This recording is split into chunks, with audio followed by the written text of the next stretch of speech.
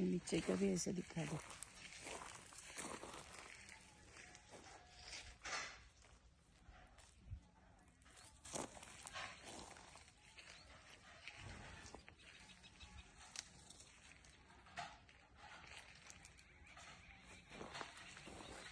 नीचे बहुत गिरा है।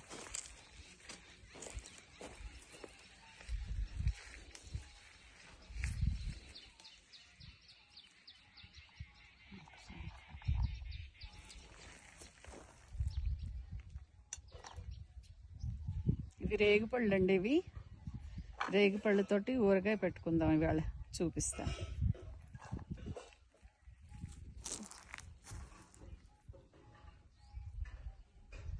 इसे सारे एक कच्चे में नहीं होता है ना, कि कच्चे में भी है।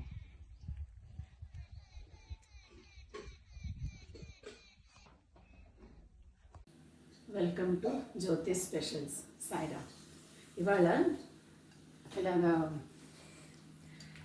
రేగిపళ్ళు మనం గార్డెన్లోంచి ఇందాకలు కోసాం కదా, ఇలా రేగిపళ్ళతోటి చిన్న ఆవకాయలాగా సైడ్ డిష్. ఇది కూడా ఇలా చేసి చూపిస్తాను. ఇలా ఊరికినే తినొచ్చు, పెరుగన్నంలో పప్పన్నంలో కూడా తినొచ్చు, బాగుంటుంది చాలా.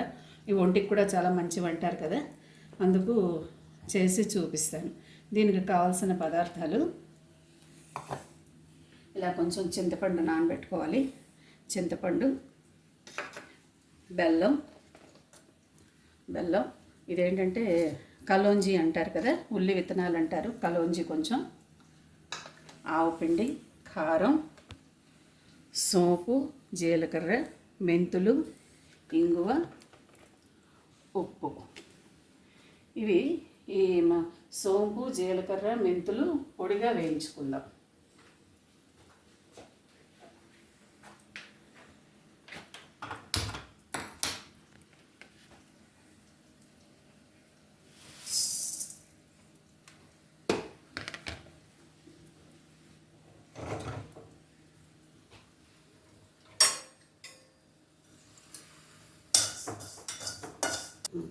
ఇవి ఇలాగ వేగిపోయింది. సోంపు, జీలకర్ర, మెంతులు ఇలా వేగిపోయి పక్కకు తీసాను.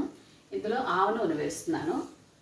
నేను చెప్పాను కదా, ఇలాంటి ఆవకాయలకి ఆవపిండి వేసే వాటికి నేను చాలా వరకు ఆవ నూనె వాడతాను. మంచి టేస్ట్ వస్తుంది, మంచి వాసన వస్తుంది. ఈ చలికాలంలో ఒంటికి కూడా మంచిది, అందుకు ఇలాగ వాడతాను. ఇందులో నేను చేయాలంటే ఈ రేగిపళ్ళు కొంచెం ఇలా వేయించుకోవాలి. ఇవి ఇంచుమించు ఒక పావు కిలో ఉంటాయండి.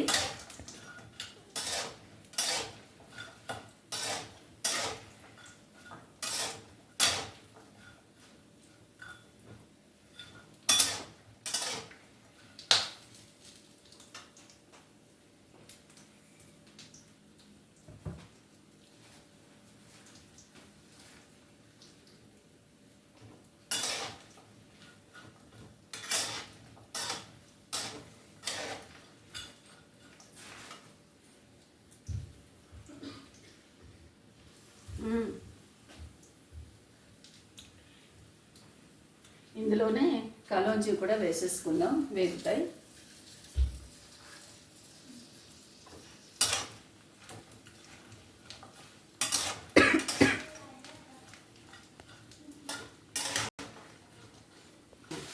ఇందులోనే ఈ చింతపండు గుజ్జు తీసాం కదా, ఇందులోకి కొంచెం వేద్దాం.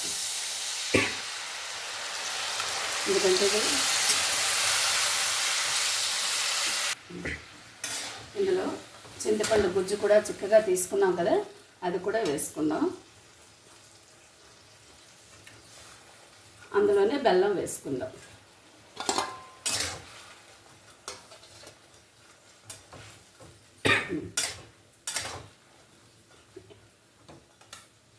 దీనికి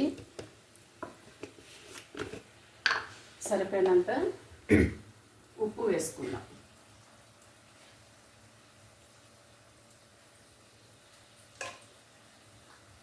రేగిపళ్ళు కొంచెం పులుపు తీయగా ఉంటాయి. ఇది ఖట్టా మిఠా చట్నీ లాగా చాలా బాగుంటుంది.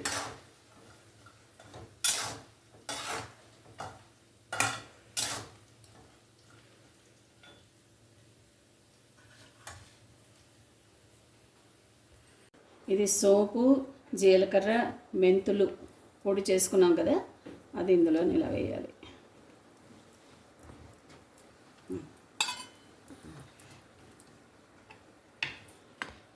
ఒకటండి రెడీ అయిపోయింది.